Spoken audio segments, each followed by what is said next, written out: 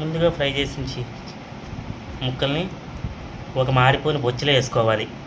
తర్వాత కొటిక పెంట నుంచి తెచ్చిన చింతపండు కాదు ఇది, ఎందుకంటే అది మరీ నల్ల చింతపండు, అది వేసుకోకుండా సూర్యం కొట్టులో ఉన్న చింతపండు వేసుకోవాలి.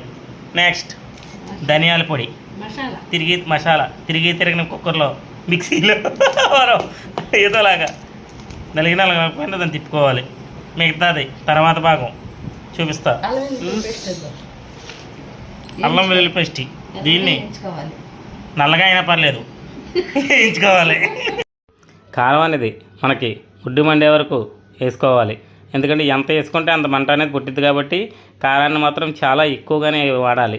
తక్కువ వాడామంటే మంట తక్కువ ఉంటుంది. మనకి ఎంత మంట పుట్టాలంటే అంత కారం అయితే మాత్రం వేసుకోవాలి. అది కూడా మ్యాంగో కారమే వేసుకోవాలి.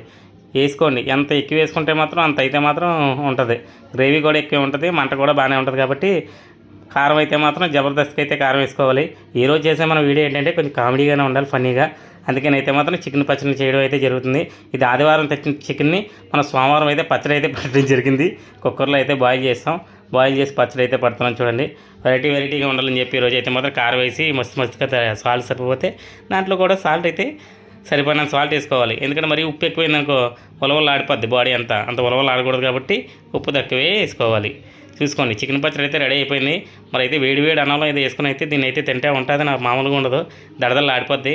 చూడండి ముక్క ఎలా ఉందో చూడండి, రావట్లేదు ముక్క చేతికి. తీస్తుంది మా అమ్మ ముక్కని ఏదోలాగా తీయాలని. ఫైనల్గా అయితే మాత్రం ముక్కలు అయితే మరీ రోస్ట్ అయితే చేయలేదు, ఎందుకంటే అందరూ బోన్లెస్ చేస్తారు. మనం అయితే బోన్స్ అయితే చేసుకున్నాం, ఎందుకంటే మనకి చికెన్ ముక్కలాగా ఉండాలి కాబట్టి పచ్చడి కూడా అలా చేసాం. ఫైనల్గా మీరు కూడా సరే ట్రై చేసి చూసుకోండి. Please subscribe.